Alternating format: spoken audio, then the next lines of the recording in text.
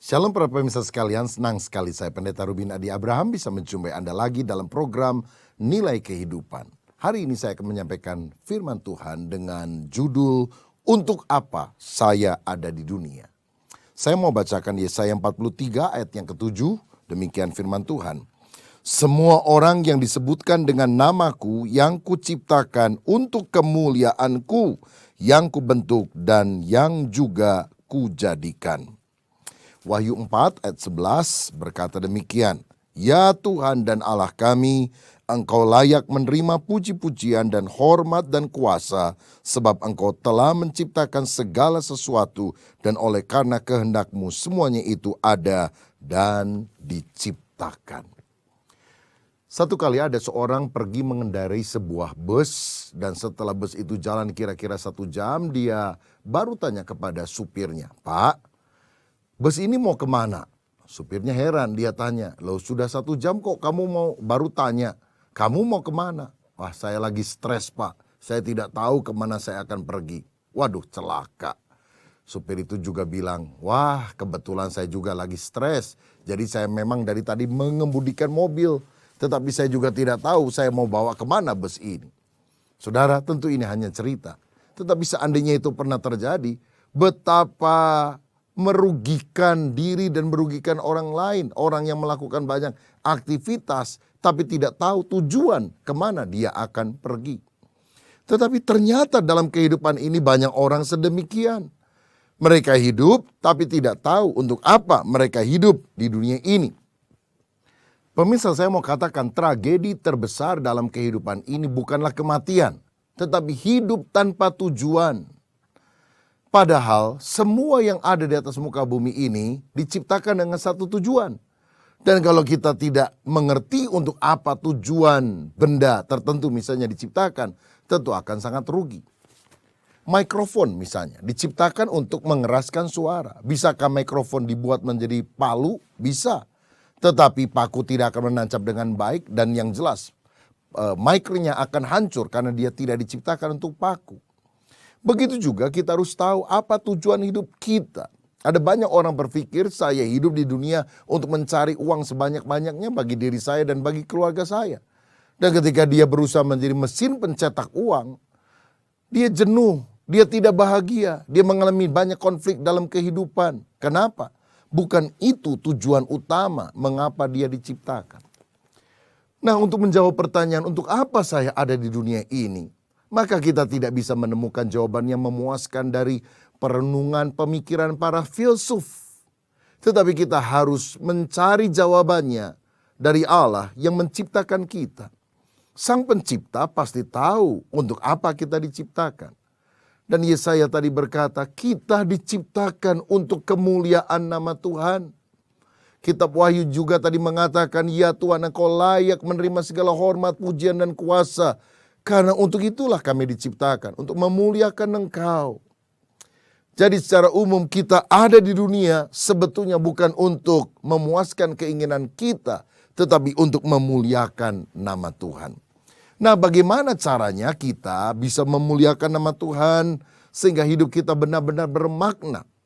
Ada 5 tujuan yang secara spesifik bisa kita kerjakan untuk mencapai tujuan besar, tujuan utama, yaitu memuliakan nama Tuhan.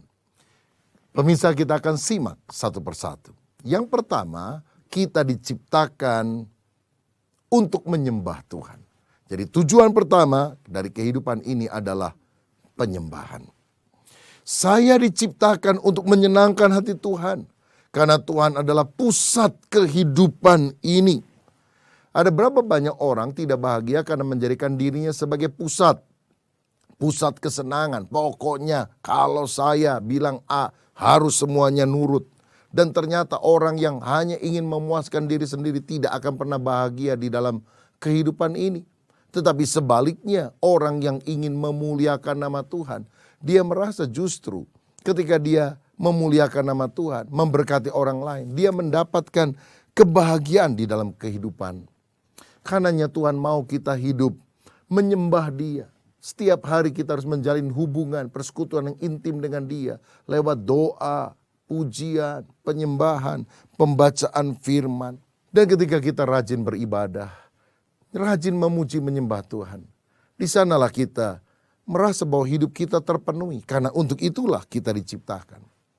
Tetapi penyembahan bukan hanya sekedar menyanyi di gereja. Penyembahan bicara tentang seluruh atau seantero kehidupan kita yang ditujukan untuk kemuliaan nama Tuhan. Jadi kalau saudara bekerja di kantor, atau bekerja di rumah, atau bekerja dimanapun, ketika engkau melakukannya sebagai rasa syukur dan tanggung jawab kepada Allah, maka saudara sebetulnya sedang memuliakan nama Tuhan. Tentu pekerjaan yang sedemikian harus ditandai dengan kejujuran, kerajinan, ketekunan. Dan ketika kita punya sifat-sifat yang berkenan kepada Tuhan, sebetulnya kita sedang menyembah Tuhan. Dalam 1 Korintus pasal 10 ayat 31, firman Tuhan berkata demikian. Aku menjawab, jika engkau makan, atau jika engkau minum, atau jika engkau melakukan sesuatu yang lain, lakukanlah semuanya itu untuk kemuliaan Allah. Tujuan hidup kita adalah Tuhan, karena Dia adalah pusat kehidupan. Dan apapun yang kita lakukan, sebetulnya harus menguntungkan kerajaan sorga. Jangan nama Tuhan dipermalukan karena apa yang kita kerjakan, tapi biarlah nama Tuhan dipermuliakan dengan apa yang kita lakukan. Kalau saudara misalnya menjadi seorang dokter yang memang bukan hanya ingin memperkaya diri, tetapi engkau mengobati orang-orang supaya orang lebih sehat, berarti engkau sudah memuliakan nama Tuhan. Kalau engkau menjadi seorang guru, bukan sekedar ingin menjadi pegawai negeri supaya ada penghasilan tetap, tetapi karena engkau ingin mendidik generasi yang lebih muda, menjadi orang yang pintar, berakhlak, berbudi pekerti yang baik, berarti engkau sedang memuliakan nama Tuhan. Tapi jelas kalau ada orang menjadi pekerja seks komersial, dia tidak sedang memuliakan nama Tuhan. Sebab perbuatannya itu bertentangan dengan apa yang Tuhan inginkan. Kalau saudara dipanggil untuk melayani Tuhan sepenuh waktu, dan engkau melakukannya dengan motivasi yang tulus, engkau sedang memuliakan nama Tuhan. Karena apapun yang kau lakukan untuk kemuliaan nama Tuhan adalah penyembahan. Teringatlah saya ada seorang pangeran dari Jerman bernama Zinzendorf yang satu kali melihat pameran lukisan di kota Düsseldorf. Dan dia melihat di antara banyak lukisan, ada lukisan yang sangat mengena ke hatinya. Gambar Yesus sedang disalib. Dan di bawah lukisan itu ada tulisan, ini yang sudah kulakukan bagimu. Apa yang engkau lakukan bagiku? Pertanyaan itu terngiang-ngiang di dalam hati Zinzendorf bahkan setelah dia pulang dan berusaha tidur di rumahnya. Dia menyadari bahwa dia belum melakukan apapun untuk Tuhan. Dia hidup hanya bagi dirinya sendiri, berpesta pora dan mengejar yang merupakan cita-cita pribadi. Setelah merenungkan pertanyaan itu selama berbulan-bulan, akhirnya dia mengambil keputusan. Dia tinggalkan istananya, dia menjadi seorang utusan Injil.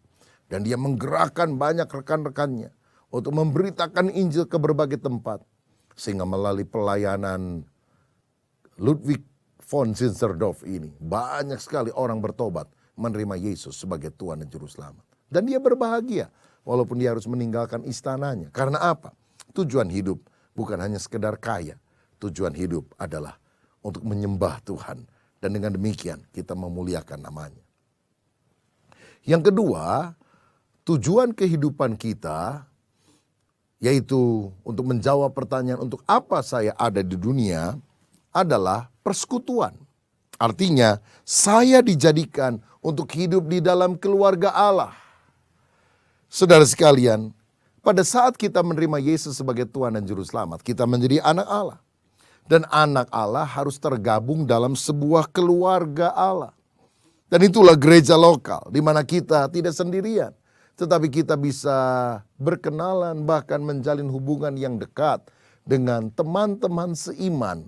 Karena Bapa kita adalah satu, Tuhan yang Maha Esa di sorga. Tetapi anaknya banyak dan kita harus bergaul satu dengan yang lain. Kejadian 2 ayat 18 berkata, tidak baik kalau manusia itu seorang diri saja. Aku akan menjadikan seorang penolong yang sepadan dengan dia. Tuhan tidak menyukai kesendirian. Tuhan ingin agar kita punya relasi dengan orang lain. Sebab Kalau sendirian dan kita lemah lalu jatuh, tidak ada orang yang bisa menolong. Tetapi kalau 2 orang atau 3 orang, maka kita bisa saling membantu satu dengan yang lain.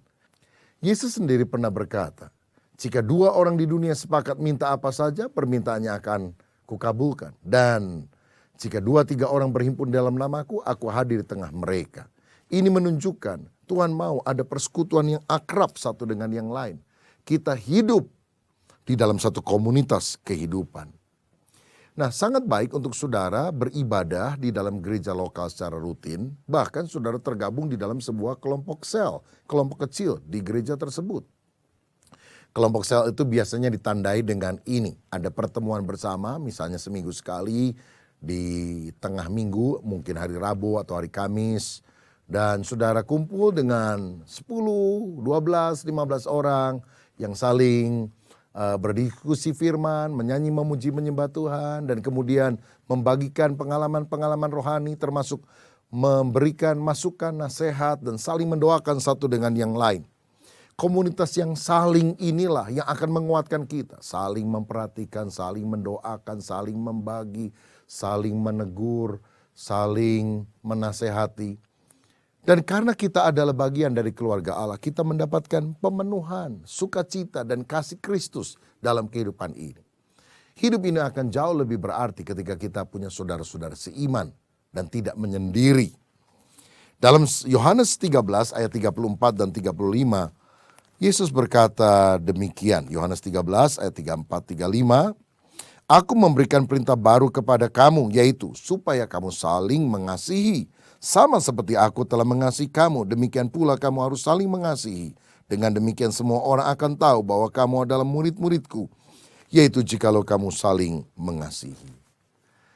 Kasih harus dikembangkan di dalam relasi. Tuhan menciptakan kita bukan hanya sebagai makhluk individual, tetapi makhluk sosial. Pemirsa, yang ketiga, untuk apa saya ada di dunia ini? Tujuan kehidupan yang ketiga adalah pemuridan. Saya dibentuk untuk menjadi seperti Kristus. Dalam Roma 8 ayat yang ke-29, firman Tuhan berkata demikian. Roma 8 ayat 29.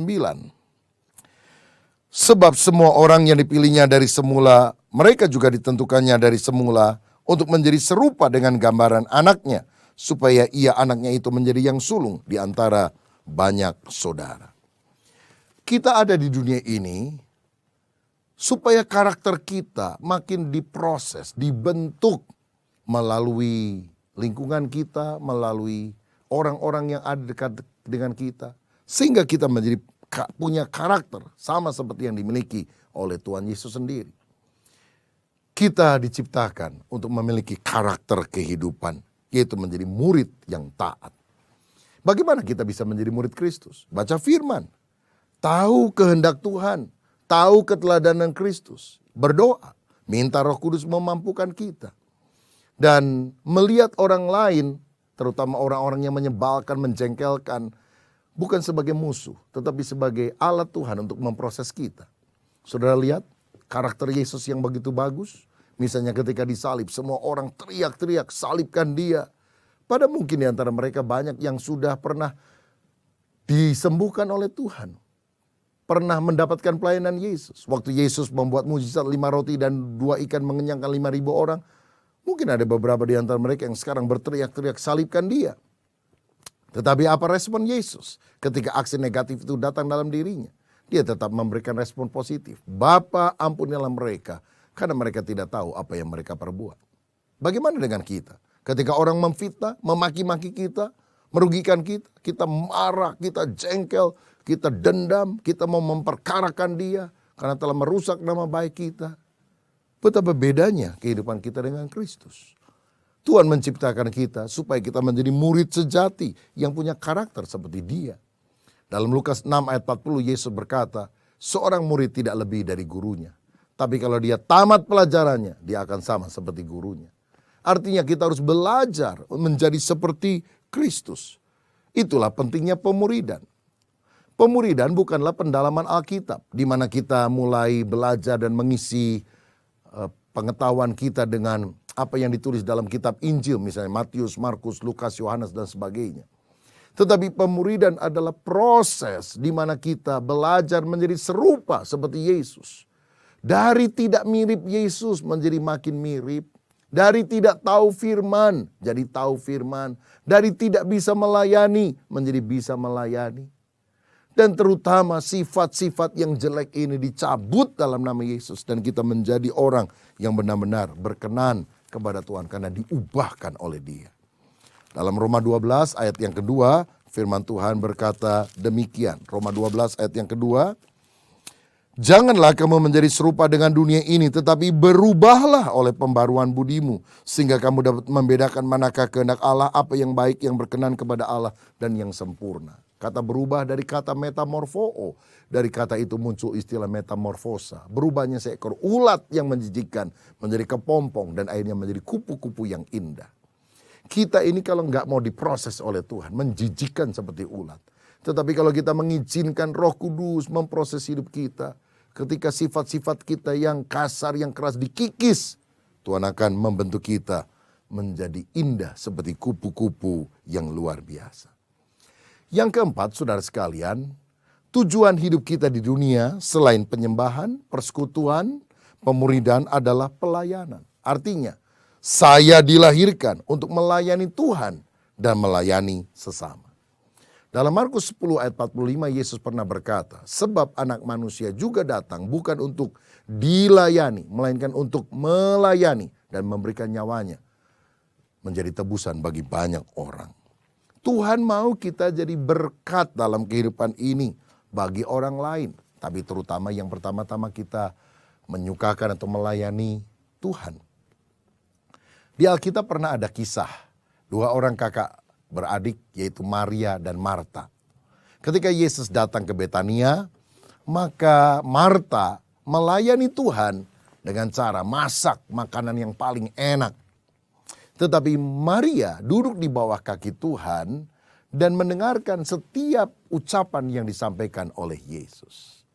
Dua hal ini sebetulnya kita harus lakukan. Baik pelayanan secara fisik maupun pelayanan secara hati, duduk diam di bawah kaki Tuhan. Di dalam bahasa Inggris, kata kebaktian ditulis dengan dua kata yang berbeda. Yang pertama service, yang kedua adalah worship.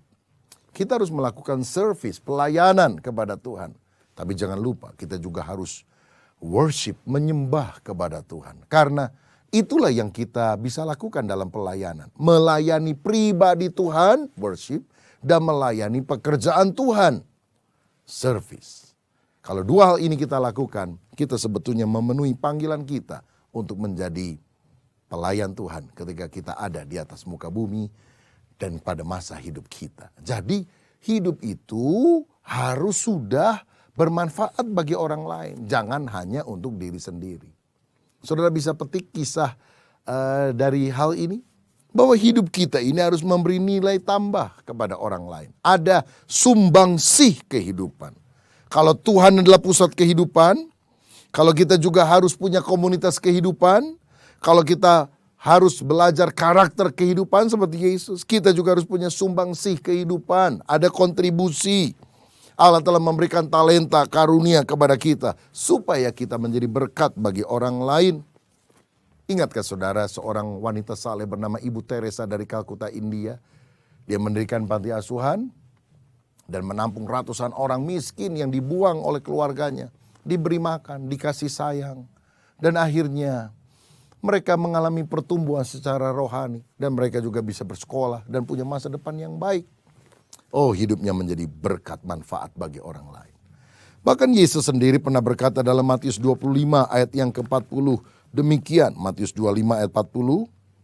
Dan raja itu akan menjawab mereka, aku berkata kepadamu, sesungguhnya segala sesuatu yang kamu lakukan untuk salah seorang dari saudaraku yang paling hina ini, kamu telah melakukannya untuk aku. Tuhan mau kita melakukan sesuatu untuk Dia melalui berkat yang kita bagikan bagi sesama manusia. Itu adalah pelayanan. Dan yang kelima, untuk apa saya ada di atas muka bumi ini? Apa tujuan hidupku di sini? Yang kelima adalah penginjilan. Saya ditempatkan di bumi untuk sebuah misi. Misi itu adalah untuk mengenal Tuhan dan membuat Dia dikenal oleh semua manusia. misi yang Tuhan embankan dalam hidup kita, supaya kita sampaikan kepada orang lain bahwa Allah itu adalah kasih. Dan Allah ingin menyelamatkan orang-orang yang berdosa, sehingga tidak binasa masuk ke dalam neraka, tapi masuk ke dalam rumahnya, dalam kerajaan sorga yang indah.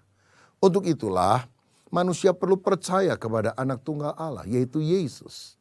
Anak Allah bukan berarti Allah beranak, tapi Allah yang karena kasih mendatangi manusia dalam wujud manusia, dan supaya setiap orang yang percaya kepadanya tidak binasa, melainkan beroleh hidup yang kekal.